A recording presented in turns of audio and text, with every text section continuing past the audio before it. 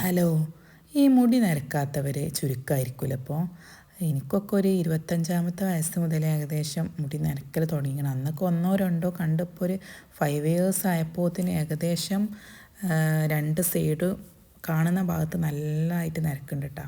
അപ്പോൾ ഞാൻ henna use ചെയ്യലാണ്, മൈലാഞ്ചിപ്പൊടി യൂസ് ചെയ്യലാണ് കേട്ടോ സാധാരണ ചെയ്യാറ്. തലേന്ന് നമ്മൾ മുടി നല്ല ഷാമ്പു ഒക്കെ ഇട്ട് കഴുകി തലേന്ന് രാത്രി നമ്മൾ വെള്ളം കുറച്ച് നല്ല തിളച്ച ശേഷം അതിലേക്ക് ചായപ്പൊടിയും 2 സ്പൂണും കുറച്ച് കോഫി പൗഡർ ഇടും കേട്ടോ. കോഫി പൗഡർ നമ്മളെ മുടിക്ക് വളരെ നല്ല സാധനമാണ് കേട്ടോ. കോഫി പൗഡറും ചായപ്പൊടിയൊക്കെ, ഈ ചായപ്പൊടി ചേർക്കുന്ന കുറച്ചും കൂടി കളർ കിട്ടാനാണ്. കോഫി പൗഡർ ചേർത്താലും കളർ കിട്ടും. പിന്നെ അത് മാത്രമല്ല, അത് മുടിക്ക് നല്ല സ്മൂത്തനിങ്ങും നല്ലൊരു കൂൾ എഫക്റ്റൊക്കെ കിട്ടാൻ ഏറ്റവും നല്ലതാട്ടോ കോഫി പൗഡർ.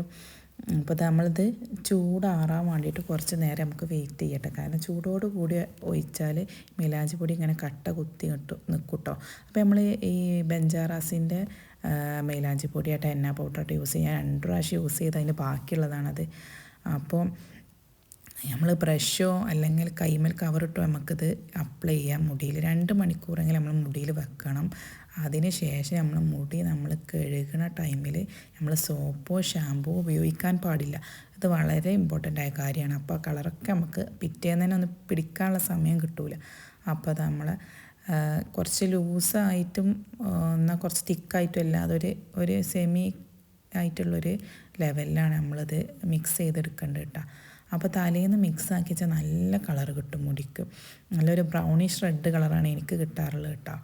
അപ്പോൾ നമുക്കിത് ഏകദേശം എൻ്റെ മുടി മൊത്തം ഒരു കളർ ആവലുണ്ട്. എന്താ വെച്ചാൽ നമ്മൾ കളർ ചെയ്ത പോലെ ആവലുണ്ട് കേട്ടോ.